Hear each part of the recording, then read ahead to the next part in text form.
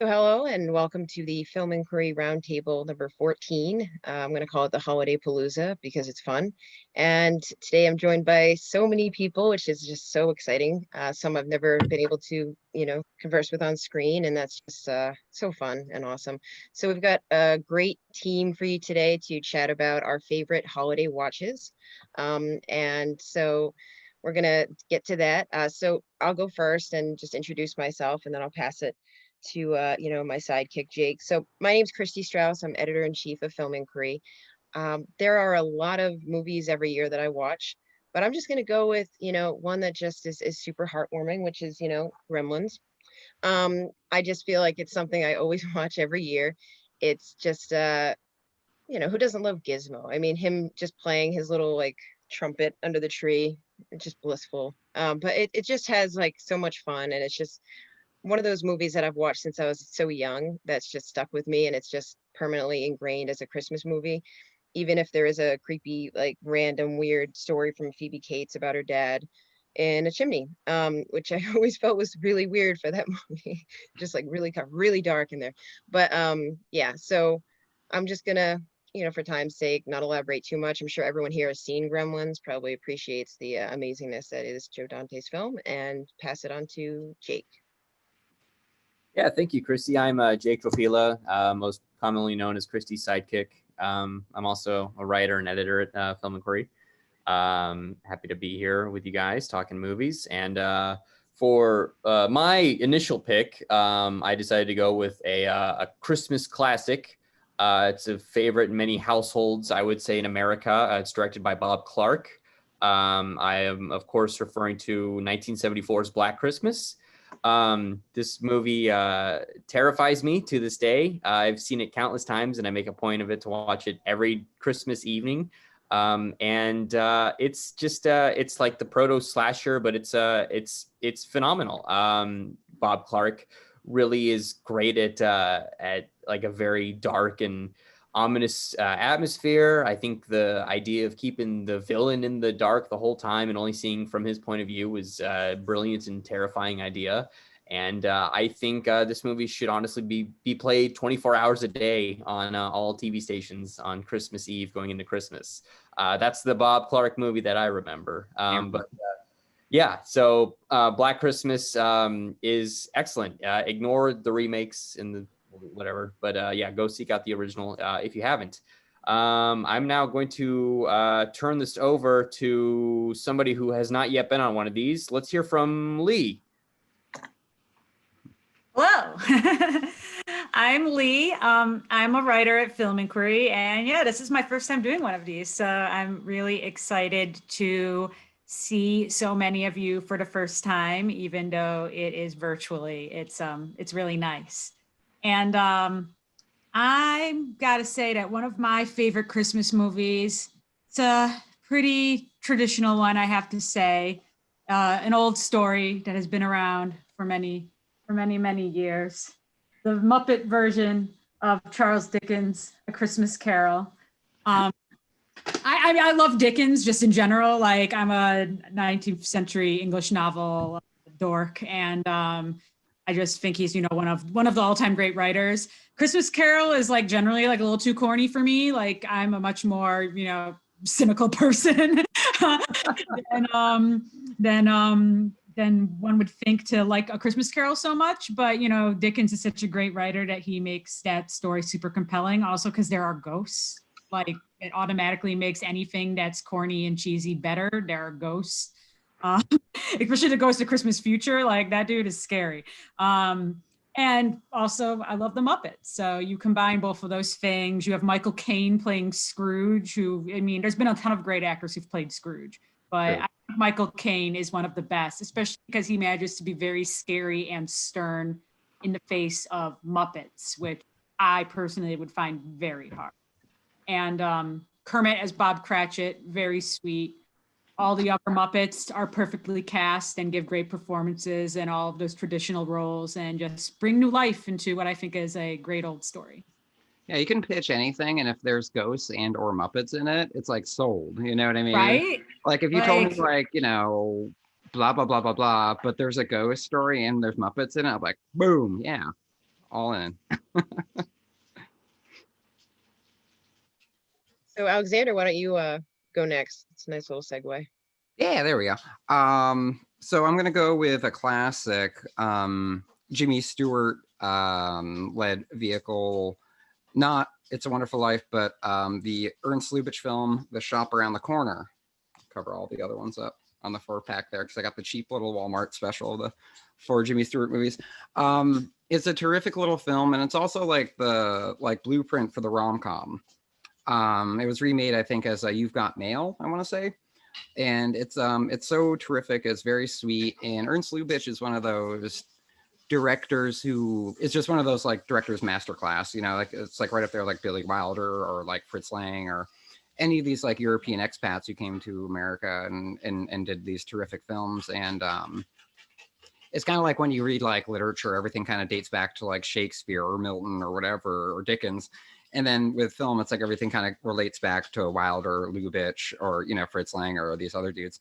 And it's just such a sweet, funny, compelling film that anchors the holidays in a modern context because it's about a love story that of these two coworkers who kind of have like this, like, you know, frenemy relationship. And of course, you know, by the end, they are totally in love. It's very sweet and very modern and very witty, and it's endlessly rewatchable. So it fits that nice holiday sweet spot, but it's not something as commonly rewatched as something like It's a Wonderful Life, which is also a perfect film as well. But yeah, Shop Around the Corner, 7 thumbs up.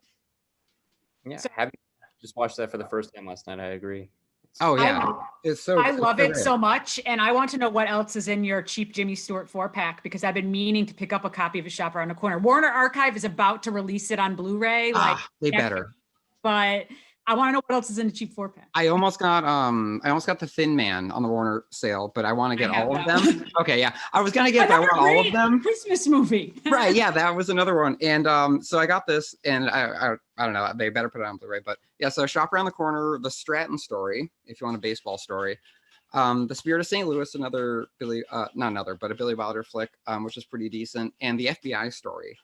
And if you want like a really old-timey procedural, this is a lot of weird old-timey fun. Like if you want to know how the FBI went down in like the late 50s, early 60s, boom. That's how they did it. Very nice. You get a very like antiquated like profiler film, which is kind of fun actually. I don't see American Tail, Five Goes West with Wiley Burp, so I don't care.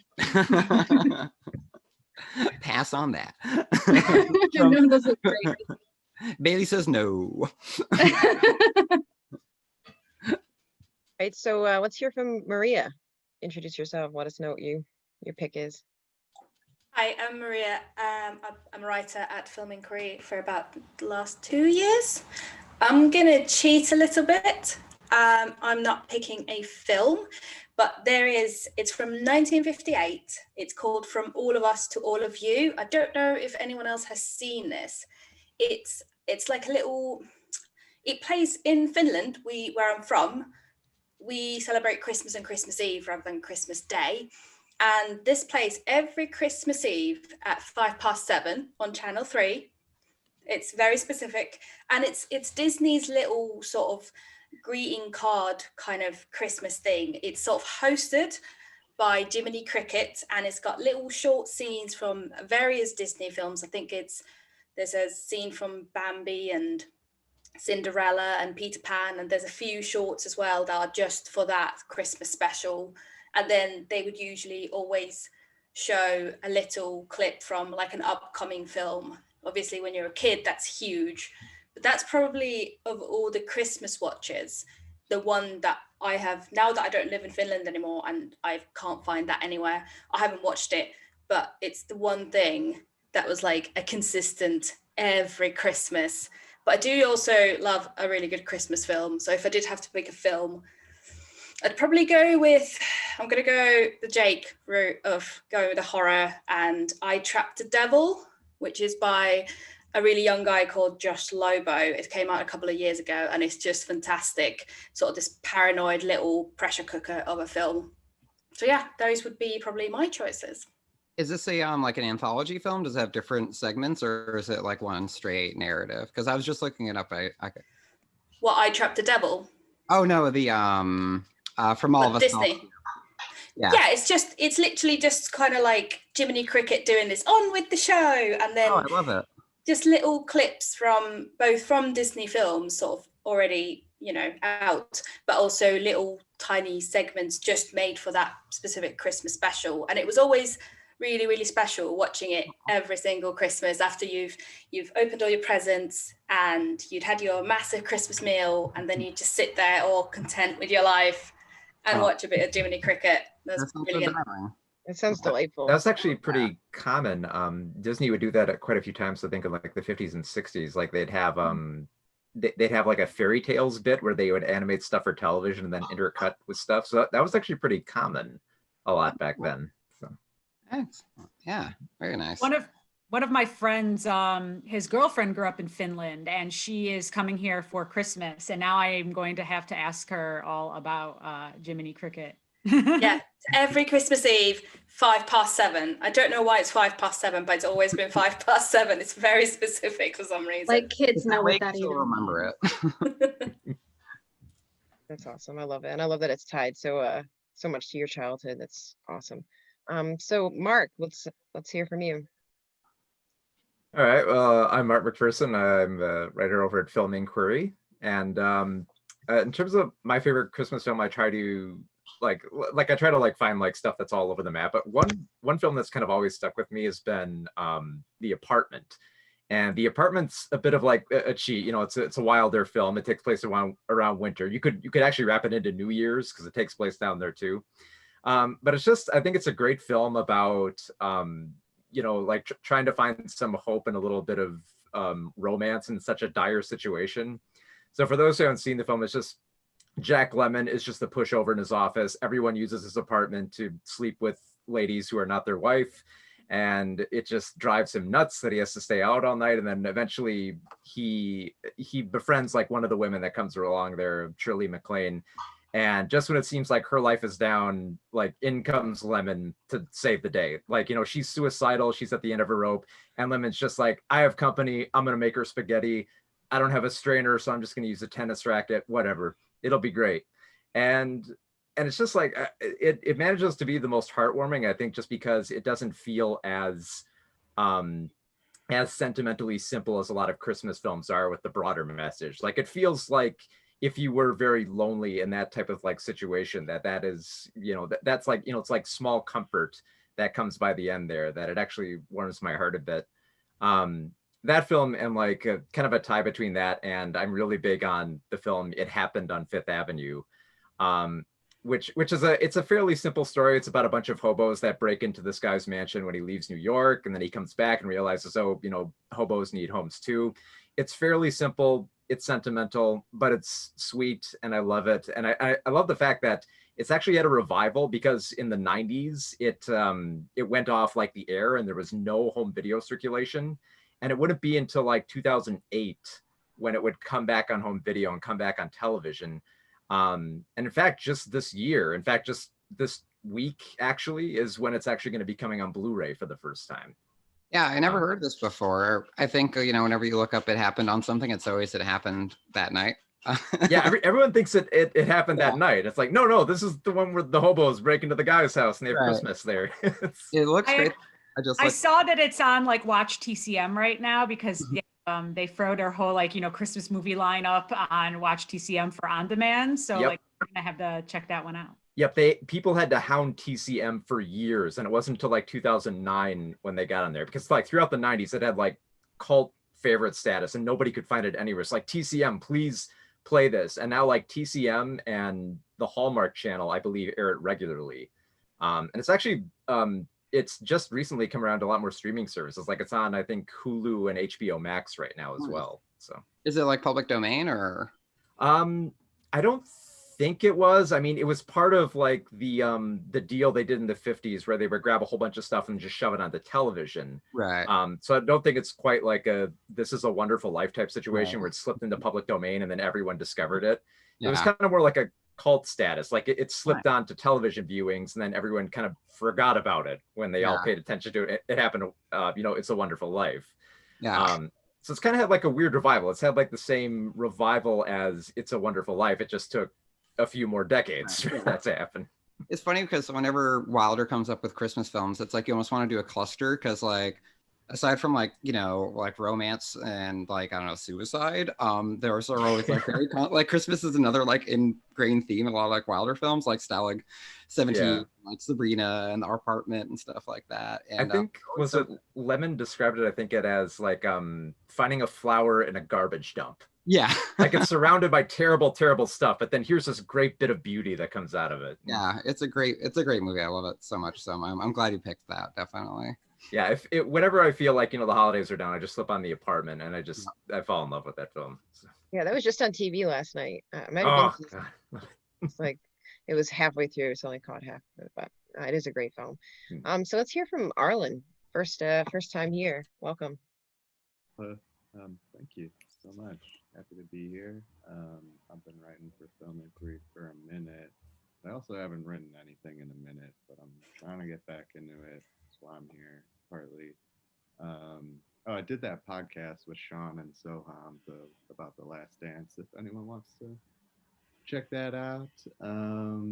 But yeah, before I get into Christmas, I want to say, today I searched for the Oshima film Death by Hanging, and it referred me to like suicide prevention hotlines. I thought that was interesting. And before I got on this call, I was watching Super Mario Brothers. That movie goes so hard. I haven't watched that since I was a kid, but looking forward to finishing that after this call. Not Christmas related. Could be, I don't know. I love that movie. Yes. The casting's incredible. Like the production design is amazing. I don't know how they came up with the story from the video game, but it has nothing to do with it. Really good movie. But yeah, so my family's Jewish, so like, like one of the stereotypes out there that's really true is Jews totally go to the theaters and eat Chinese food on Christmas. And like, I'd be interested to hear from you guys, but I remember when I was a kid, like it seemed like the theaters were pretty empty. Like it was like me and my dad, maybe some scattered other families. Then as I got into a teen, it seemed to be like they were really full, but it was still mostly Jews, mostly elderly Jewish people. And then like things started being released on Christmas, I feel like that, and like everyone started going on Christmas, like Hugo and like Soul would have been a Christmas release this year. Was that always the case? I feel like they used to not release big stuff on Christmas because like most people would not be going to the movies. Do you guys remember? I think it was like a periphery of it. I can say when I was go ahead, Lee. I was gonna say, I know when I was growing up, we wouldn't necessarily go to the movies on Christmas Day, but we would tend to see a lot of the Christmas Day releases on New Year's Day, because New Year's Day, I don't know, I'm the kind of person, like I said, I'm pretty cynical. I always feel kind of bleak on New Year's Day, like another year has begun. Where do I begin? There's so much to do. And it was like the day before school or work or whatever. So like, yeah. So like a nice way to just like forget about all that and be like, okay, we're going to the movies. What came out on Christmas that's good? We're going to see that. Well, I can say, speaking from some authority, I worked at a cinema for 8 years. So I worked the Christmases of 2006 through 2013. And consistently, it was always the busiest time of the year for us. I remember when I was a little kid, I didn't go anywhere near a movie theater on Christmas time. We just spent time with family. But yeah, I think sometime before then, movies had to have been released regularly on Christmas. I even think Titanic was a Christmas movie. I know for sure Avatar was, because that movie sold out every goddamn auditorium for like a month. But yeah, so Christmas at the movie theaters is busy. Is for sure a phenomenon. But yeah, let's just say I'm glad to be out of that industry. I think the key thing is like it's a bit like Halloween, in the sense that if you release a film for that holiday, you don't release it closer to that holiday. It's like Halloween films tend to be earlier in October. Right. It's the same thing with Christmas movies. Most of them pretty much just release in November, just to get ahead of the curve. So like you will get Christmas movies, I think, in theaters, but I think, and we do get a lot of them. Even back in like the 2000s and 90s, we got quite a few, but they were usually not the big Christmas sellers because they wanted to get them out early enough so that there was enough buzz around them so that, you know, if you were still in the Christmas mood, you'd go for it. But more often than not, they usually just tend to release, you know, just like stuff that general families, I think, will want to go to the theater and see at that time of the year. Yeah, I mean, so I remember the ones that really stick out for me. I went with my dad one year to see Mars Attacks, the Tim Burton movie. Another one with an amazing cast that just goes off the rails from its source material. Jack Black, Jack Nicholson in dual roles, Tom Jones. That's a kooky movie. Wasn't its source material just trading cards though? It was trading cards, and I think there was Dark Horse comic books. Oh, right. Yeah. But like, you know, very little to go off of. So they just kind of did the same as Super Mario Brothers. And then one year in college, I would always go home for the holidays, and I started going less with my family and more with my friend Brian, who's my production partner still, and he was the only other Jewish friend I had back home. So one year we saw The Wrestler, the Aronofsky movie, and double billed it with, we snuck into Doubt, Nice. with Meryl Streep and Philip Seymour Hoffman. So Heavy really double weird, feature. yeah, really weird double bill. Both ultimately, I think, kind of forgettable. I mean, neither are bad. I think Doubt's a little ridiculous, but They're good actor vehicles. It's like a good Mickey Rourke vehicle. It's a good Meryl Streep vehicle. That's the thing about the season for releases is it's all super Oscar bait stuff. It's all people trying to get in, you know, the reviews before the end of the year to create the buzz. So yeah, exactly those kinds of movies, those like titans of acting vehicles. Yeah, but that's what I think of when I think of Christmas movie. But I don't have like a traditional. Right. Just whatever's coming out. I'll watch Soul this year. Why not? Yeah. Hey, why not? Wonder Woman coming out on Christmas Day. Yeah. I'm seeing some early reviews for it, and it sounds mixed, which bums me out, but it makes me actually feel like I'm gonna like it more if the mass consensus doesn't like it. And HBO Max is finally going to be on Roku, which means Yeah. It's on now, and yeah. actually be able to watch these things. Like, I know there are technological ways to get around it. Like, people were like, have you tried doing this? Have you tried doing that? No, just put it on the Roku. Make it easy for me. It can be difficult. But I used to always watch Christmas movies in theaters between Christmas and New Year's. So that was like, preferably I'd do it like early in the day if I could, if I like didn't have school or something, because I like theaters that aren't packed. But that's generally my time. For New Year's, I would always watch the Twilight Zone marathon on Sci-Fi because that was like a yearly traditional for me. But yeah, so let's hear from Bailey Joe. Reindeer. Okay. Yeah. Hello, I'm Bailey Joe, and I'm an editor with Film Inquiry, and I will be doing weekly writing soon. Yay. But I have two things I always watch at Christmas. One is like TV. So if we talk about TV, I can mention that later. But then the other one is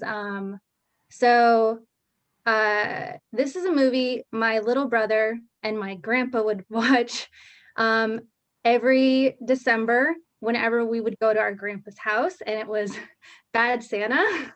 That was a big Christmas movie for us. And I'm just now realizing I haven't watched it since my grandpa died 4 years ago, and it's kind of bumming me out, but it's like, that is such a fun movie. And it's one of those great movies that's like, oh, it's so cynical and so like messed up, but at its heart, it does have a nice like Christmas message, and it's hilarious. Absolutely love every actor in it. Everyone does a great job, and just so funny. And that's what my brother and I would always do. We would always make our grandpa sit through these movies he never wanted to watch. and he would always call it trash, but he would smile like, all right, let's put on your kids' trash. But yeah, that's like a big one that I always used to watch. I should watch it this year. And then, you know, all the classics, like everyone grows up watching like all the ones that are on TV all the time. And I'm sure we'll get to those. Yeah. But Bad Santa was, and this year will be, a tradition watch. And then like my other Christmas morning watch, which is TV. We can get to that later. Yeah. Didn't Terry Zwigoff direct that? Bad Santa, who did Crumb and Ghost World. Yeah. Yeah. Bad Santa is one of those movies that, like, when it came out initially, you're like, oh, I get what they're doing. They're gonna be raunchy in body and do a raunchy Christmas film. It is actually like much deeper than that, and I feel like Bad Santa, there's much more depth there than people give it credit for. I actually will totally champion that movie any day of the week. It's pretty awesome, and Billy Bob Thornton is so good in that. Yeah, like I'm pretty sure that was the movie that got him to be Buttermaker in the Bad News Bears remake. Because people just love watching him yell at kids. Like, so much fun. That was his audition. It's a great movie. Yeah. Totally. Yeah. Yeah, it's a great movie. And Bernie Mac is so oh my goodness. Yeah. so great. Yeah, and oh, what is it? I forget his name. John Ritter. Yes, John Ritter. I think that's one of the best performances ever. Watching him squirm like, around Bernie comedy. Mac, that is like the best, my favorite parts of the movie. Just when he's trying to explain to Bernie Mac what's going on, Bernie's just looking at him like this, and he's just squirming in his seat the whole time. It's like, and he said S-H-I-T. And just when Bernie Mac, when he says something, and John Ritter's just like, but you said that word and I can't stand it. So, I mean, and it's so different from all of his other roles. Like, great movie. Awesome. Probably not the best for a 12 and 10-year-old, but rite of passage, or a 7-year-old man. Nice. All right, so let's hear from Jesse. Hello, I'm Jesse Nussman. I'm a writer for Film Query, as well as host the latest podcast on Film Inquiry. For my Christmas pick, I'm gonna go with something that I rewatched recently. I had not seen it since I was a kid, but really enjoyed it, which was Batman Returns. Which is funny for me to admit. I really liked it because I'm not a big Tim Burton person. But I don't know. I rewatched it with my girlfriend a couple weeks ago, and we just like were hooting and hollering and just like having a grand time at kind of. I don't know. I cannot believe this movie was like sold to children. It is so weird and so kinky and kind of gothic and bizarre. It's just like such a delight, both as like, I don't know, I would kill for a comic book movie in today's age that is this much like funneled through one person's vision. And I don't know, there's just all these like delightful little moments. Like there's a sequence of Danny DeVito as the Penguin just eating a fish, like a raw fish, that is simultaneously like the funniest and most disgusting thing I have ever seen. And I don't know, I had not seen it in years, and kind of like until I saw an image of it on Instagram or something, forgot like, oh yeah, that's a Batman Christmas movie. And watched it with my girlfriend. That, like I said, we were just sort of like having this grand time, just like clapping and like rolling with laughter. It is so weird and grotesque, but also there's like a sense of humor behind it that is you can kind of laugh at it as well as just sort of like admire it as this kind of like gothic Christmas fable. But yeah, I don't, not maybe as a niche or cool of a pick as some of the other ones, but if you haven't seen it in years, I had a ball rewatching it. No, I love it. It it. has the best Catwoman. Yes. Yeah. Oh, That's the one with 1,000%. Michelle Pfeiffer as Catwoman. No one will ever be a better Catwoman. Yeah. She's amazing. Yeah, that's serious. 1,000% agree. So good. I remember that's the Amen. first Videos. film I remember feeling like scared me. Like I have a memory of like this movie's scary. I'm scared by the things I'm watching. Like I was like, you know, like 3 probably. But, like, 90s Tim Burton, like early 90s, 80s Tim Burton was like a huge vibe. Like that was Yeah. like, you know, his aesthetic was not yet to like the point that it's now kind of like turning into a caricature of itself. Oh, totally. Like still very, it was like, you know, very goth and dark.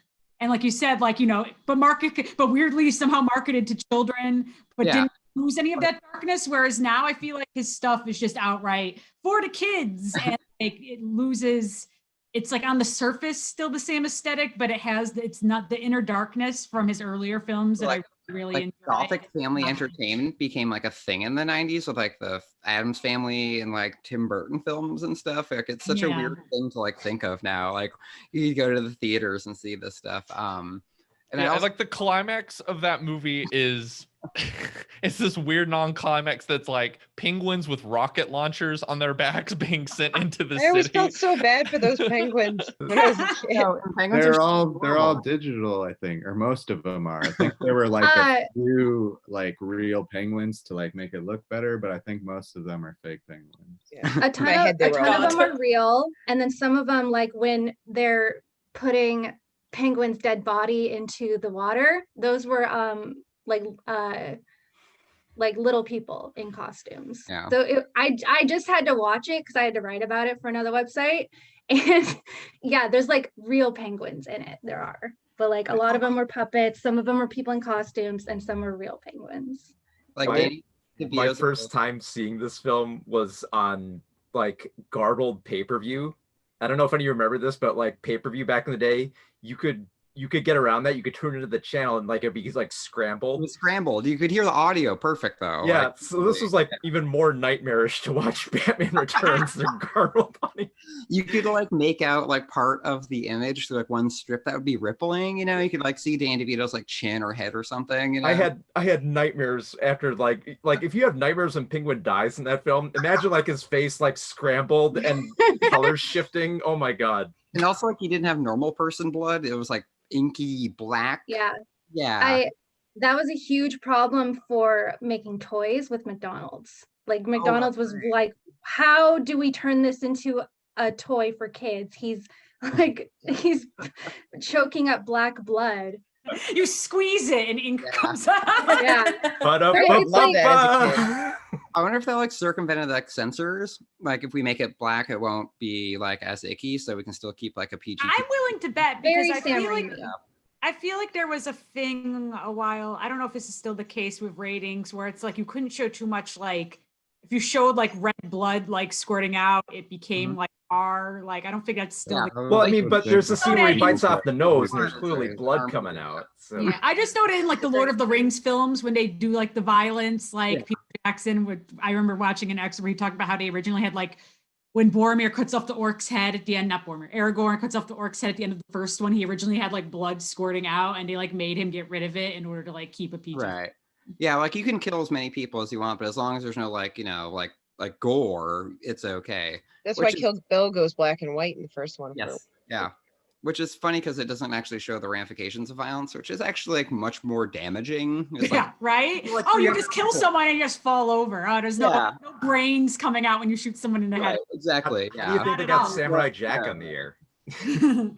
So that's an awesome pick. I'm really glad that someone said Yeah. that 'cause I adore that movie. It's something I watched a lot when I was young, probably too young. Yeah. Actually, it's something me and my father watched a lot. I really wanted his rubber duck like thing that he comes up in. It was like a thing I was obsessed with when I was a kid. I was like, I need this. And yeah, so now when I see that, it always cracks me up. And it is, I just early Burton is just influential. I love it. And it makes me think of even Edward Scissorhands, even though it's not technically a holiday movie. There's some, snow and I think it is. I counted Yeah. that. Yeah. There I mean, was there's some It's a got really that good- festive feeling. It's very heartwarming and also Well, shocking, and I also think we associate horribly both of sad. those feelings. Well, with there's a this. scene where Penguin flat out murders the Christmas princess. Yes. Like not in a creative way. He just flat out murders her. And that's the end of it. Peace.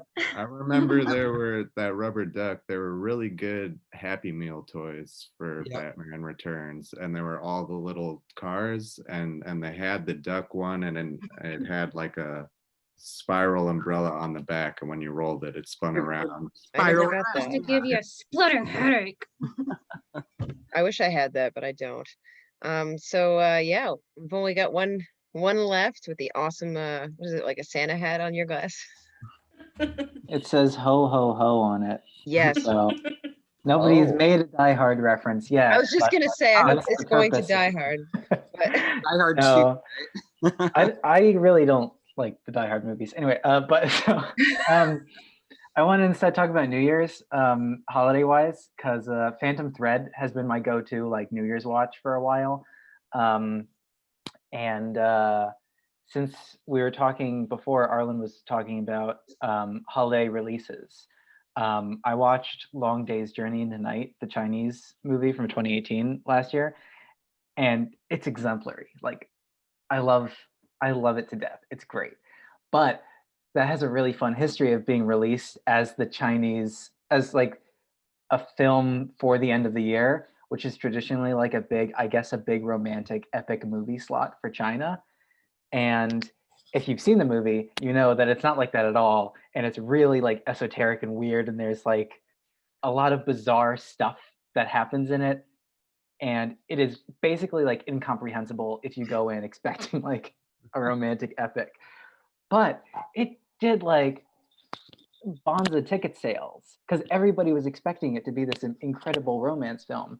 And then as soon as it comes out at the end of the year, like trending on Chinese social media are all these calls to be like, what the hell is this? This doesn't make any sense. Anyway, so it's a great New Year's film. I recently saw something on Mubi called Echo, and it's an Icelandic film. It's like an hour, 20 minutes long. And it is about Iceland at the end of 2018, going from the lead up to Christmas through the holiday and into New Year's. And it's a really, really compelling like anthology series of snapshots from around the country. And people from all these, across social classes, and just where everybody's at in their life at that point.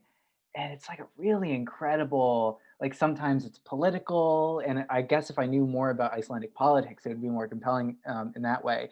But there's like a scene where police arrest illegal immigrants who are trying to seek asylum inside of a church. And these all only happen in like 1 minute because you have 56 of them and the movie's barely over an hour, so you don't have that much time. And there are bits where like a bunch of parents have their little babies at a swim class in a pool and they're all bouncing them up and down. It's like, oh, this is so it captures a lot of vibes, a lot of good holiday vibes. And so I've watched it twice so far. It's, I think, my favorite movie of the year so far until I watch more stuff. And it's one of my favorite holiday films now, and I will continue to watch it every year if I can find it.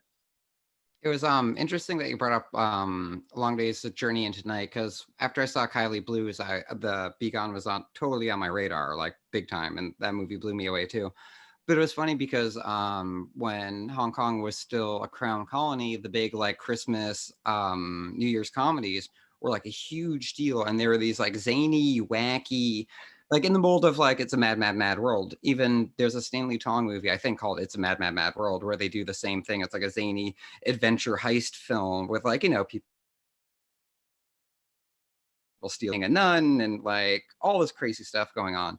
And I'm just thinking of like the zaniness of those films, and then like what you're talking about, like the like Beacon's like Long Day's Journey into Night. Yeah, you couldn't be on like a more different spectrum, you know what I mean? It would be like going from like, Dumb and Dumber to like Bergman, you know what I mean? Yeah, it's like, no, now everyone is sad, everyone's depressed, no one finds love, and it's miserable. People are confused and angry probably, and they're expecting. I love the way Be Gone drops the title card like halfway through the movie. Yeah, I know, right? Movies. He's like, just like, oh, by the way, here's the name of the movie.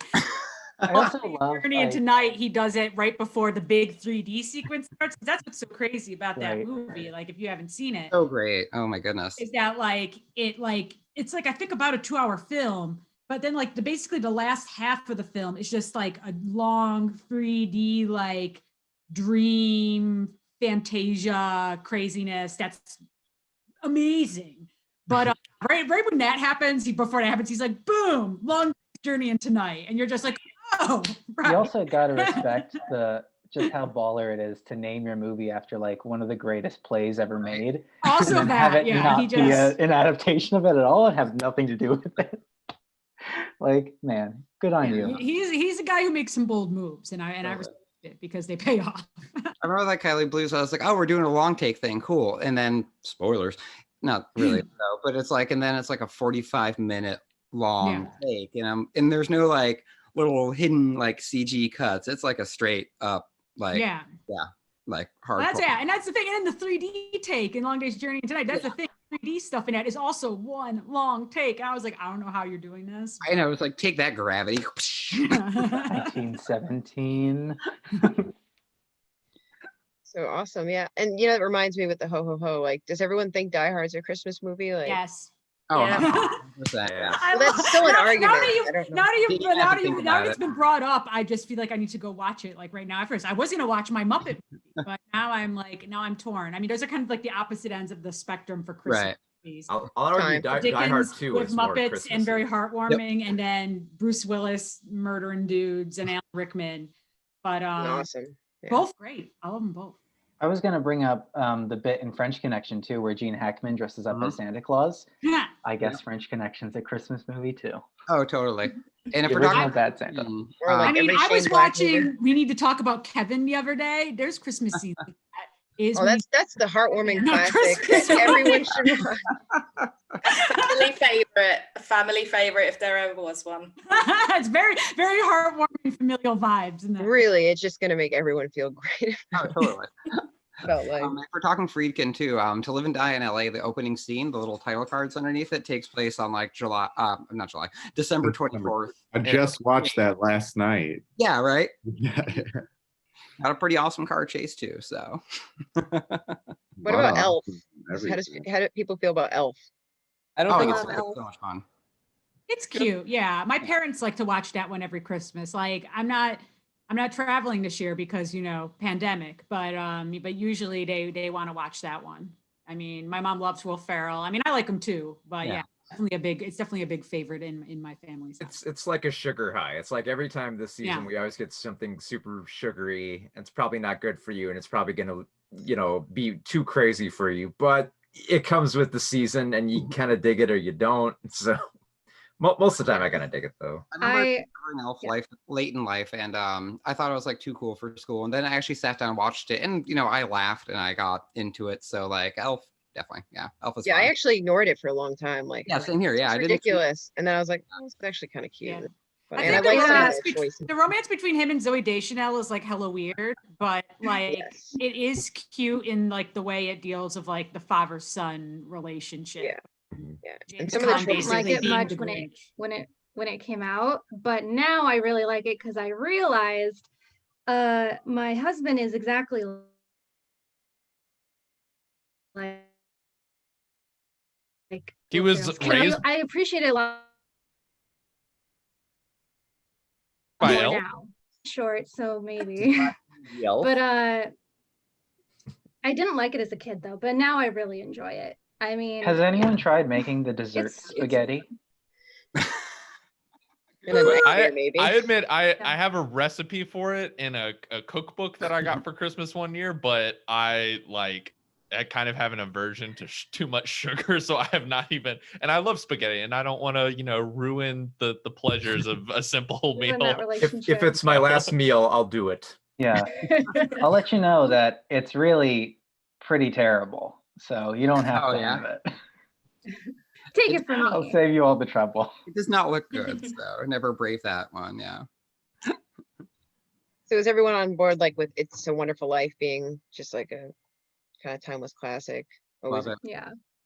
I always that's watch it. fine. I always tear up. I mean, it's such a no-brainer, and I know what's coming. I've seen it every goddamn time, every year, and then it's like, you know, we get to the end. I'm like, oh, George Bailey, man.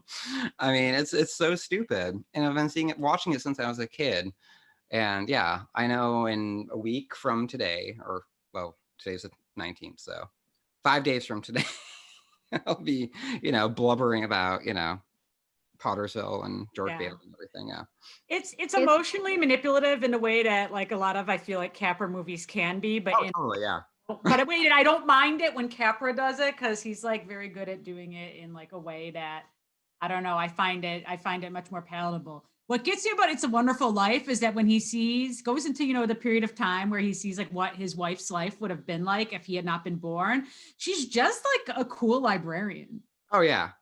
She's wearing glasses, but she's still beautiful, and she's working at the library. Like, I don't think her life is that bad. Yeah. That's the thing. You have to have a misfire. You have to have a lot of degrees to be a librarian. So it's a pretty big accomplishment. Right? Like, She's I've always not liked the married. idea of doing it, but I couldn't afford to go back to school and get that degree.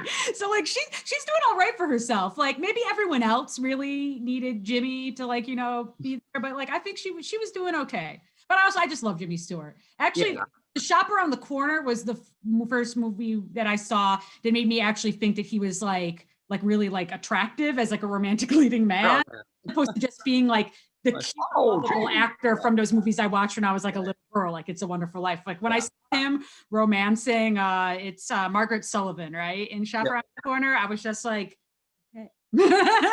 Like I definitely did not grow up watching It's a Wonderful Life at all. Like it's really long. It's not something anyone in my family would ever think to watch because it's like too wholesome almost, and it's very secretly leftist. But but I didn't start watching it until I got married because my husband's family loves it, and they're very like great people, and they're always like, oh, Bailey, like George Bailey. I'm like, what the fuck is this? But now that I've seen it, it's one of my favorite movies. And I think watching it later in life, at the end of my life, I think that I appreciate it way more than I ever could have as a kid. That probably helped because contextually, like growing up with it, I was always like, that's like a mom and dad movie. Yeah. You know, and then like I had to go through like my little movie renaissance to actually appreciate, oh, Frank Capra, this is that, and Jimmy Stewart's amazing, you know, and then totally discover it and realize it's amazing, you know. And Uncle Billy is one of the greatest villains in the history of cinema. Oh, yeah, totally. I mean, how dare. I watched It's a Wonderful Life at a rooftop screening in Los Angeles, and we had the black and white version, and then the audio crapped out, and they put on the color version, and everybody in the audience started like booing and demanding that they put the black and white version back on. There's a color version? Yeah, it's a lot of people forget that during the late 80s, there was this move to colorize all the black and white films. Yeah, we had a super villain called Ted Turner. Yes. Wanted to colorize everything, and it all looked terrible. Like this, like it's not like the technology today where colorized stuff like looks kind of okay. This looked like washed out, horrible. Like a kid filled it in with crayons. Funny story. Ted Turner came to a restaurant my mom was working at in the mid 90s, and she but she served him and was like, was a server. And I asked, like, I was like, was he a jerk? And she said that he was like a total gentleman and everything, but I just had to laugh because it was, you know, Ted Turner, and he was eating by himself. Jane Fonda was not there. So that's one who I would have been really excited to see. Yeah, like, I would have been real about that. Yeah. Jane Fonda was halfway across the country getting arrested at a climate protest, probably. I know. Jane Fonda had better things to do. What's funny about the colorized versions, I think that was the version they more licensed as opposed to the public domain version. So when everyone saw the licensed version on bigger broadcasts, like, oh, screw this, and they went back to syndicated networks that were running it. Sorry. Yeah, does anyone have a film that they do watch on an annual basis around this time that is not set or has nothing to do with Christmas or the holidays, but feels like a Christmas movie to you? And I bring this up because I have one that I visit every year. I'm a fan of. We were talking anime before the before the roundtable started, one film that I go to each year that because it just feels like a Christmas movie to me, even though it has nothing to do with Christmas, is the original 1995 Ghost in the Shell. It's I don't know, I can't find a way to describe it. It just seems to has the essence of a Christmas movie. And then the 4K Blu-ray came out, and the cover is interesting because it's like the most Christmassy thing I've ever seen. Has nothing to do with Christmas. So I was wondering if there was any films people kind of grafted onto as something that feels festive but is not specifically festive in the text. Well, I have to Well, say, you know- the Blu-ray is way better than mine because the Ghost in the Shell Blu-ray I got sucks, and it's just the movie and nothing else. I'm Oh, guessing. all the past releases suck. Yeah. I mean, aside from like one version that manga put out in like mid 2000s, which has like 5 audio tracks in it, Right. pretty much every version has been like crap. Like I have one of the Blu-ray releases they did in 2013, which I think it was 2013, where they did like the upgraded version where they changed the color palette. And everyone's like, oh, screw this. Don't worry, you get the original version. The original version is a VHS rip. And it's horrible. That's just mean. Yeah. I just watched that last night actually, and after watching it with subbed for so long, and now that I know the language a little bit more, I now watch it like in Japanese with Japanese subtitles, and it's so much better because you really listen to the music more. And yeah, it's a great pick, Jake. Yeah. Bravo. I like that you brought up the dub, though, is that there are certain movies like I would never watch a dubbed Japanese like live action film, but there are certain animes I grew up with, like Akira or Ghost in the Shell, for example. Like I can't watch. I mean, I could obviously watch Akira and like the original Japanese language track, but like the movie I know is the original dub with like the bad, Tetsuo voice actor stuff. Now, which dub? The first one, the Laserdisc one. With the Cam Clark. Yes. Yeah. Yeah. But with animation, it's like the 1-2-1-2 mouth opening. So it's. Well, actually, it's interesting with Akira because they don't actually do the 1-2 mouth opening. That's actually why I like the original dub, because there's a scene where a politician is talking really fast, and there's no way the English actor is going to keep up with this. Right. So he just delivers it as calmly as he can. It looks like Kung Fu dubbing, but you know what? It feels natural. Yeah. The updated dub tries to keep up with the mouth movement, and it feels more like Kung Fu dub. Like they're trying to give you too much information in like 4.5 seconds. Yeah. Yeah, I watched. Non-Christmas Christmas movies. And it was like same thing. I totally grew up watching the dub, and I watched it subbed in Japanese because that's how I would normally watch things now. And I was like, wait, I don't think I've ever seen this way before. Right. It feels so alien. Yeah, it is weird how that works. I feel like you could get away with dubbing too on like certain like Shaw Brothers movies and stuff. Right. It like kind of works out like that. But yeah. Which movie was this you saw, Arlen? This was Akira. Oh, Akira. That we're talking about, yeah. Sorry, I think I got another ball rolling instead. I think the only movies I've ever watched that are the dubbed versions and not like that I have watched dubbed versions of are the Miyazaki ones, just because I like they get those all-star English language voice casts and they really promo those versions here. Like I watched Howl's Moving Castle with Christian Bale. Right. And he does the Batman. Okay, with Gillian Anderson, like all those people. But like when I watched Akira, I watched the Japanese version because that it felt right to me because it wasn't something that I, associated with watching a dub. I really have only done that with Miyazaki. Yeah. But they have very interesting casting. Talking about the non-Christmas Christmas movies though, kind of like my version of that, we sort of already talked about them a little bit, but like anything by like Frank Capra and Ernst Lubitsch, I love them both. They just made they've made a lot of very fun screwball comedies that I enjoy, and I kind of always associate that kind of genre with the holiday season just because they're like warm and fuzzy, but there's enough snark that keeps them from being like a little too treacle. So It Happened One Night, it feels like a holiday movie to me, even though it has nothing to do with the holidays. To Be or Not to Be, it involves Nazis, yes, but it feels you can curl up in front of a fire and if you had one. I'm in a Brooklyn apartment, so alas, I do not. But it's just a similar feeling. You can't take it with you. That also feels like a good holiday movie to me. So I'll probably be, over the next few days, rewatching some old favorites. Not from either of those directors, but my favorite screwball comedy is My Man Godfrey. And that's one I definitely need to watch again in the coming days, because that one is just very festive and about caring about your fellow man. And Carol Lombard and William Powell are magnificent together. It's so good.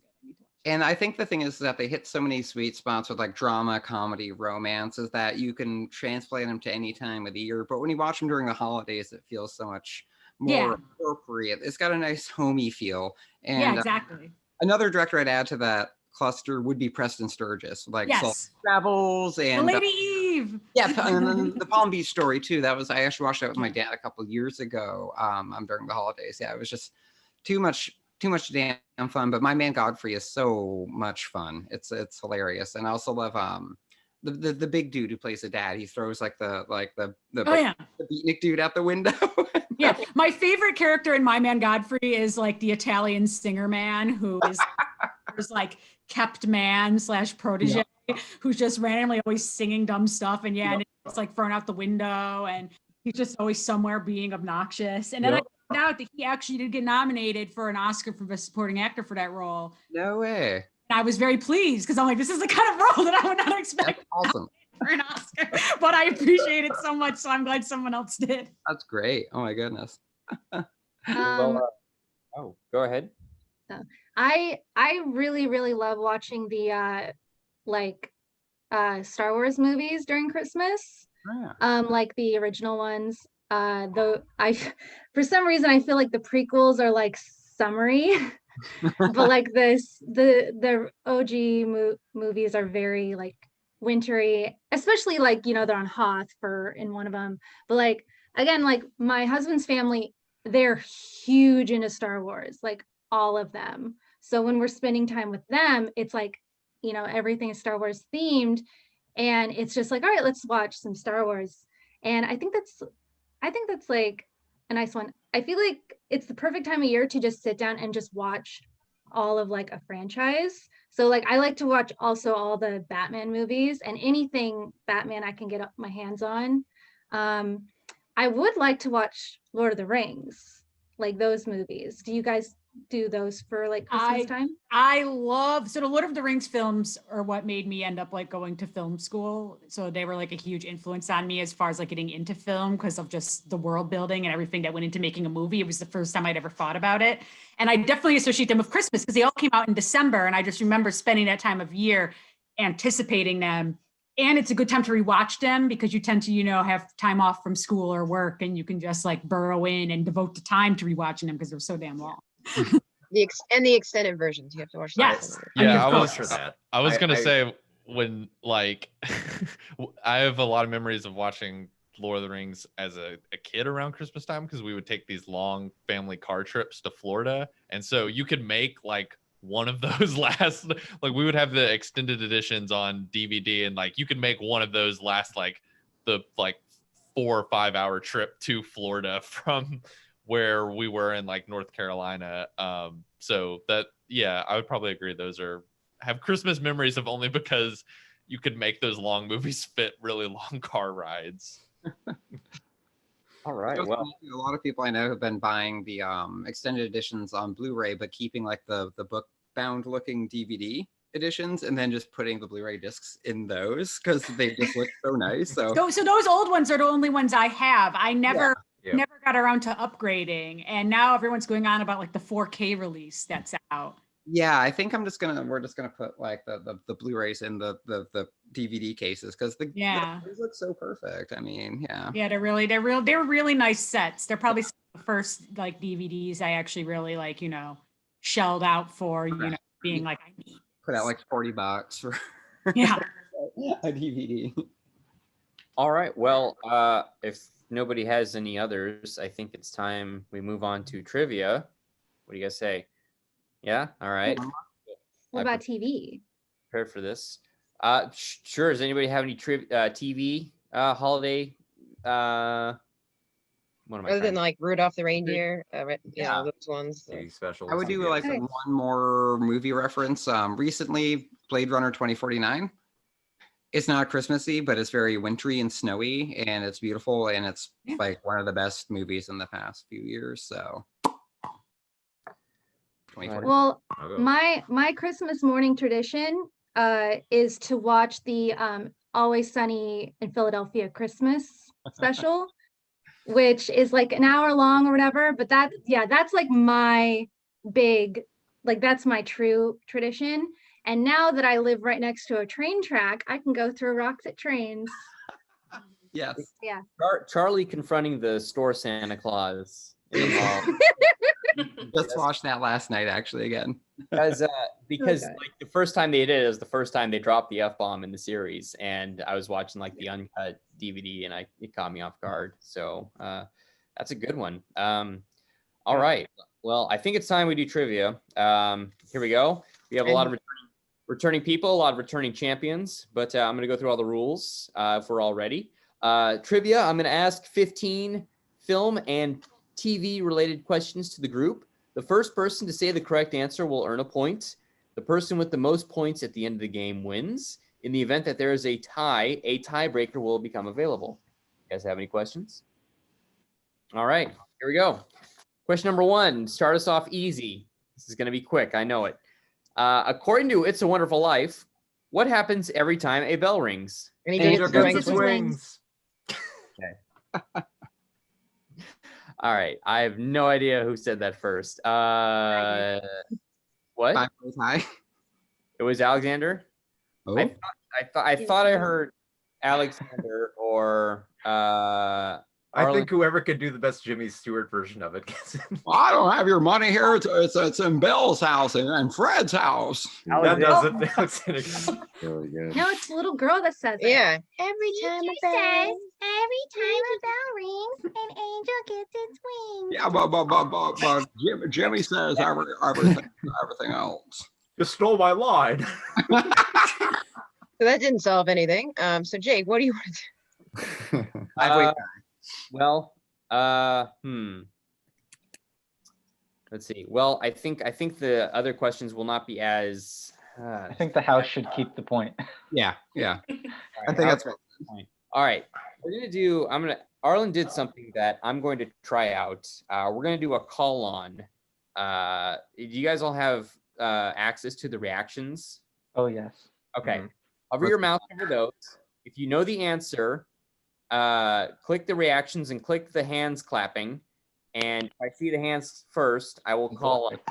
Wait, All what's right. this? Oh, reactions. So clapping is answering. Does that work? Yep. Yeah, see. Thought about this before, so okay, good. All right, here we go. Question number 2. Arlin is already clapping. I gotta wait for that. They have a long hang time. D10. All right, They here we do. go. Question 2. Which Bond film takes place on Christmas? I saw Alexander first. Her Majesty's Secret Service. Correct. First point for Alexander. Very good. All right. Wait for the hands to clear. Okay. Question number 2. Or excuse me, this is question number 3.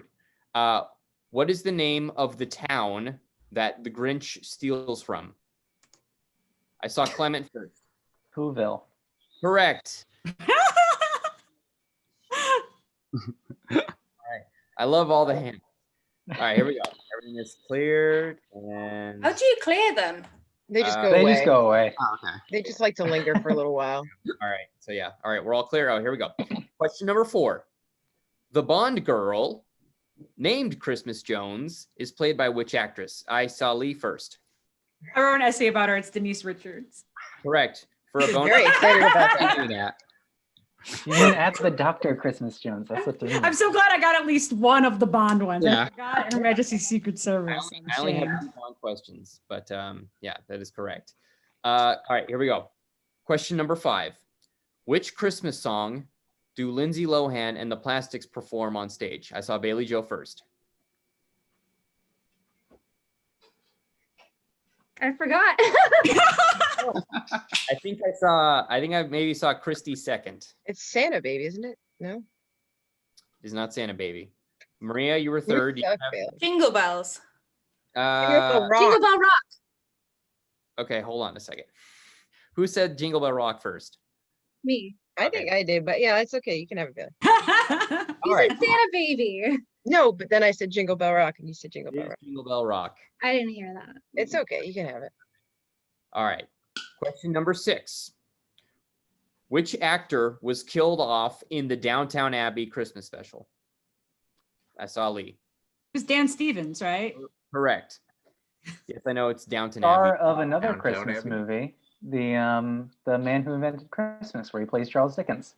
Ooh. Tying it all That's back true. together. For a second, I thought you were going to say the Eurovision movie because even though that came out like months ago, I'm like, I can kind of feel like that would be like a good Christmas vibe. But I think about it, I mean, Iceland, elves, Dan Stevens with fire. I don't know. Yeah, I think we can make it work. Play Christmas Ding Dong. All right, here we go. Question number 7. Which action film writer-director often sets his movies around Christmas time? So Jesse first. That'd be Shane Black. Correct. Shout out Kiss Kiss Bang Bang, You my favorite mentioned it. Christmas movie. The conversation. A little bummed, but Oh, it's yeah. all good. He's got some good ones. All right, question number 8. What is the name of the company that produced all of those stop motion holiday specials?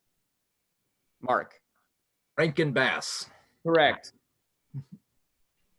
It's a pretty close That's game. the name of the company? All right. I thought it was just like the buddy pairing.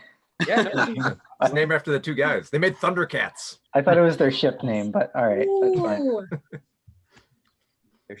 All right. Anyways, question number 9. Whose decorated house wins first prize in a Charlie Brown Christmas? Mark. Snoopy. Correct. Oh, of course it's Snoopy. He wins first prize. Of course it's Snoopy. Charlie Brown is stunned. Then they raid his house to make Charlie Brown's tree better. All right. Snoopy is a It's god. ugly though. He's got like a pinwheel. Yuck. That's the whole point, is Charlie Brown's disgusted by the whole Christmas season, and Snoopy Exactly. just keeps piling it on. So much above it now. Question number 10. What is the name of the elusive action figure Arnold Schwarzenegger is trying to get in Jingle All the Way? Alexander. Turbo Man. Correct.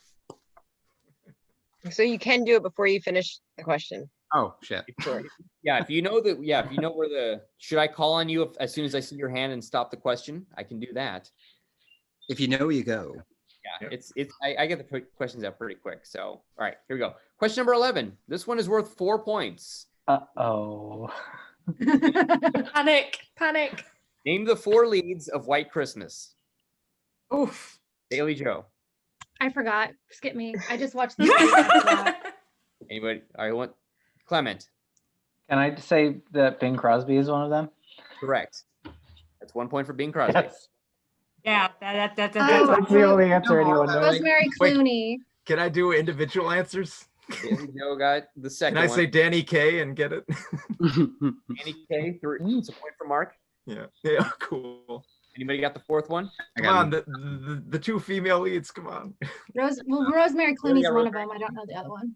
The fourth lead, her name is hyphened. Oh, That's a weird name. oh. It's like Vera. It's Vera something, isn't it? It's like Vera. Vera. I don't remember. Ellen.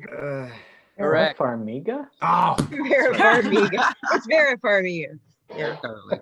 Vera Ellen Farmiga. All right. Here we go. Question number 12. This is worth 1 point. In A Christmas Carol, which ghost is often depicted as the Grim Reaper? Clement. Christmas Yet to Come / Christmas Future, depending on Correct. the interpretation. I appreciate the specificity of the answer. All right. Question number 13. What are the 4 main food groups in Elf? Bailey Joe. Candy, sugar, candy canes, and chocolate. That is incorrect. I saw Kristy second. It was candy, sugar. Is it maple syrup? I can't remember now. That's incorrect. I saw Lee third. candy canes, candy corns, and syrup. Correct. Yay! That's a Halloween candy. That's why it throws you off. That's why it's the tricky one. It's a tricky one. Is Elf a Halloween movie? That's next year's hot. Secretly. All right. Unadjusted for inflation and taking into account worldwide grosses, what is the highest grossing Christmas movie of all time? Bailey Joe. It's a Wonderful Life. Correct. This answer is going to fucking shock all of you. So does Christmas movie mean like Christmas themed movie or Christmas movie release? It's all about Christmas. Okay. I'm gonna throw it out there. Is it? I'm gonna throw it out there. Is it Home Alone? No, incorrect. Okay. Meet Me in St. Louis. Jesse had his. Jesse's hand is I up. was gonna guess Home Alone, so I'm Yeah. It's discount what I big. was I didn't gonna know say. if it's that big. Okay, Maria was next. Holiday? Incorrect. Clement Is it Love Actually? is incorrect. Damn. Anybody want? Can I guess again? After Bailey Joe Is it White Christmas? is incorrect. Is it that rancid animated The Grinch that came out a while ago? That is correct. Wow. Ah! The, The the red Cumberbatch thing. one? Wait, not the original The animated. Illumination. Yeah. I The should have Minions known. people. That's not The good. 20th Yeah. I should have known. Grinch, Okay. starring Benedict Cumberbatch, grossed $512 million. No. Yes. No, I I believe. forgot I that fully movie believe even that. came out. This shouldn't surprise because Really Illumination shocked just you. prints money. Yeah. No, I went to Universal Studios Japan on New Year's when that was coming out, and that was everywhere. It was almost as big as the Minions. I've So never even like, seen it.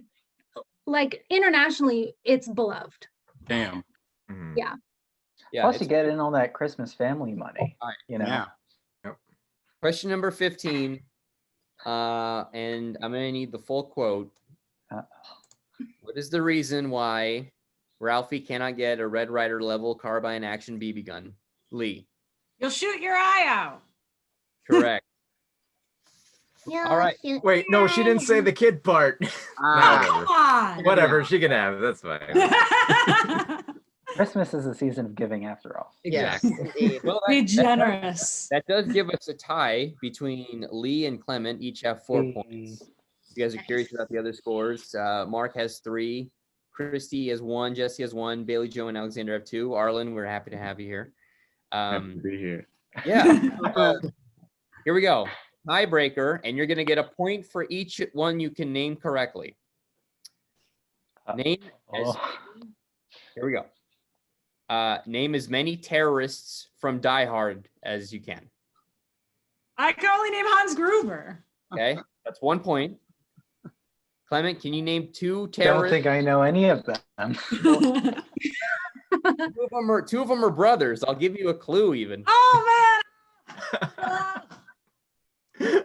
I can tell you that one of them, the actor, was a ballet dancer, but that's all I know. Correct.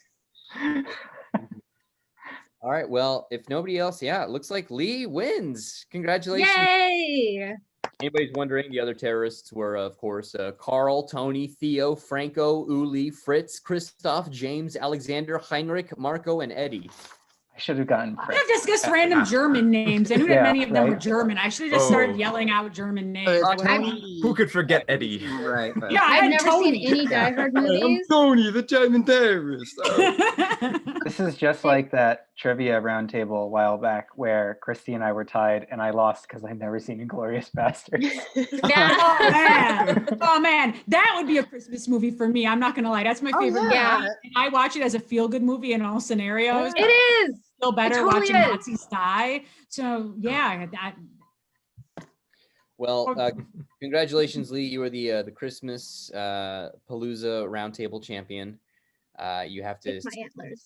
steal the belt from, I don't know, I forgot who had it last. But yeah, that was fun times, everyone. Thank you very much for your efforts in playing. Oh yeah.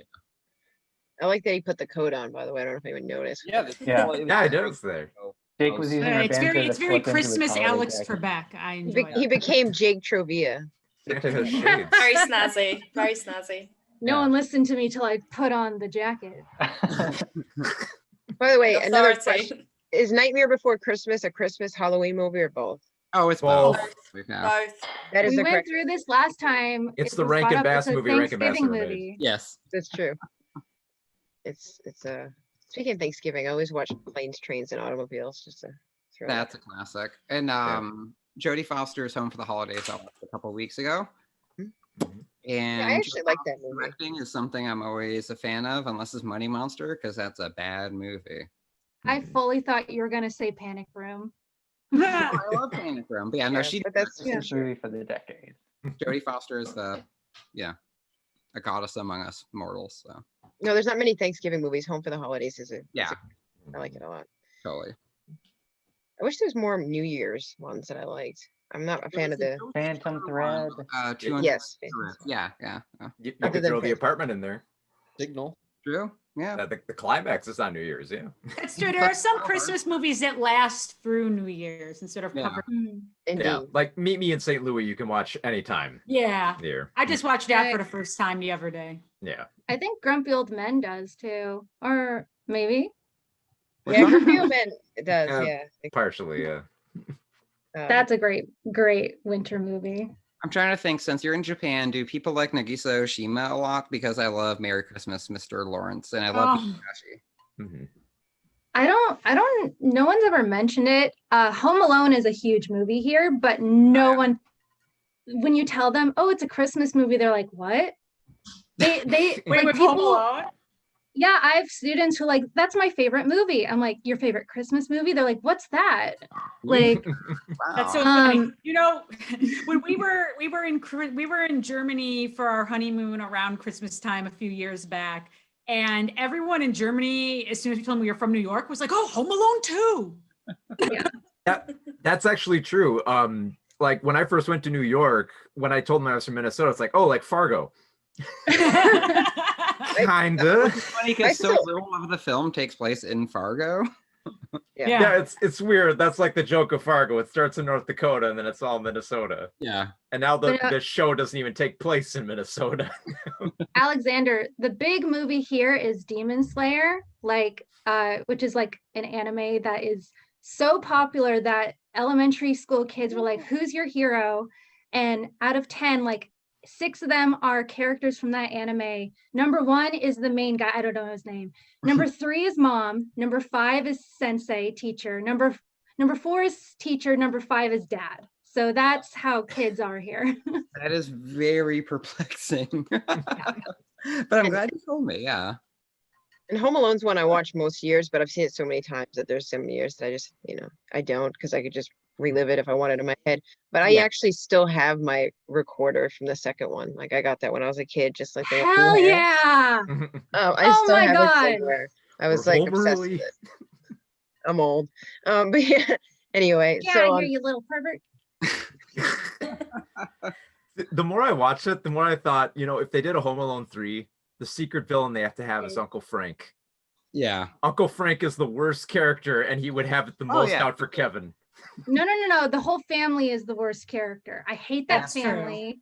They're pretty terrible. hard. Is so mean. mad watching it. they're I also just love that mean. the dad is like the crooked cop from the first season of The Sopranos. He is, You guys, yeah.